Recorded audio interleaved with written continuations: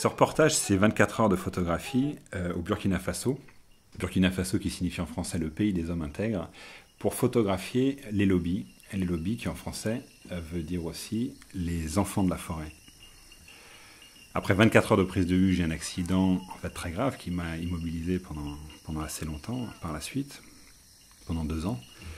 Et cet accident m'est arrivé après avoir photographié justement des sanctuaires, des fétiches, toute la magie, l'habitat, tout simplement, les chambres d'épouses, bien sûr avec l'autorisation des lobbies. Donc ce sont des images toutes simples, sans recherche particulière d'esthétisme. Elles sont simples comme ces pots en terre, qui sont également, même si elles portent le signe de la potière qui l'a créée, il n'y a pas de recherche spéciale. Tout ce qui est extraordinaire dans ces images, c'est cette magnifique culture. Ah, l'histoire a commencé à Toussy, où je me suis trouvée dans une galerie où il y avait les photos de Philippe qui côtoyait d'autres œuvres d'un sculpteur africain qui se trouve être là aujourd'hui aussi. Et puis, je suis tombée en arrêt devant ces photos-là et j'ai voulu en savoir un peu plus.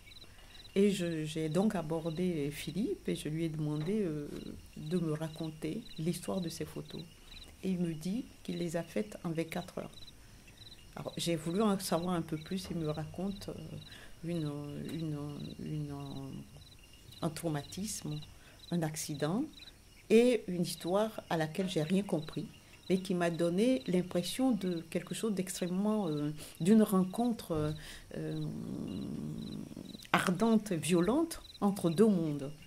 Le monde, le monde de l'artiste, lui, et ce pays qui est traversé par des forces, hein, quelque chose de cet ordre.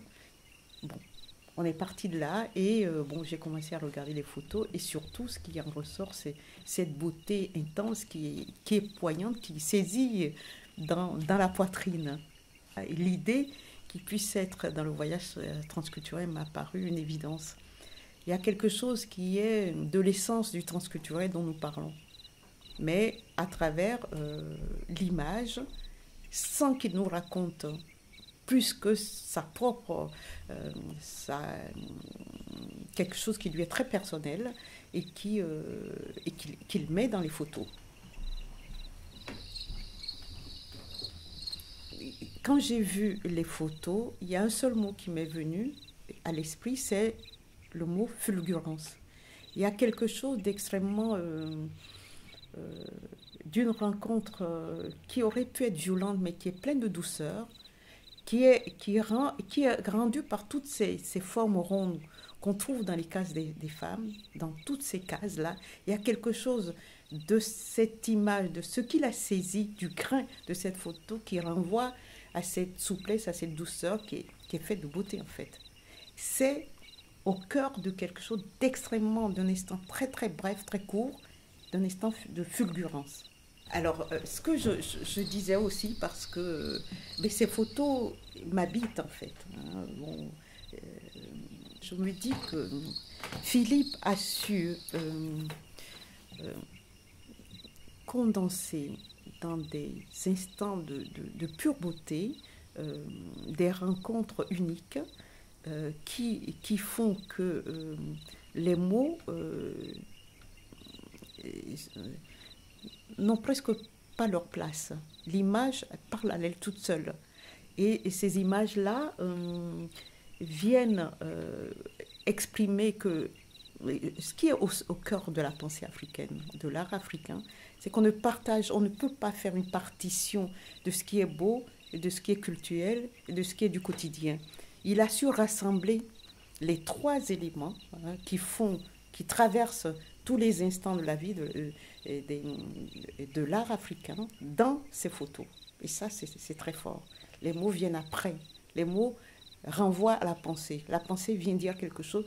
Parfois, les images sont là pour dire et pour exprimer les choses. Et je trouve que les photos de Philippe ont cette place-là. Elles fonctionnent un peu comme ces objets chargés hein, qui sont le propre des Africains dans leur... je pense aux jumeaux, hein, qui sont des statues, des objets de sable, de terre, de latérite, mais qui sont des objets chargés. Ces photos sont des photos chargées. Je pourrais faire ces comparaisons-là sans trop... Je pourrais la faire, la comparaison. Je crois que c'est bien ça que j'ai à l'esprit quand je vois ces photos.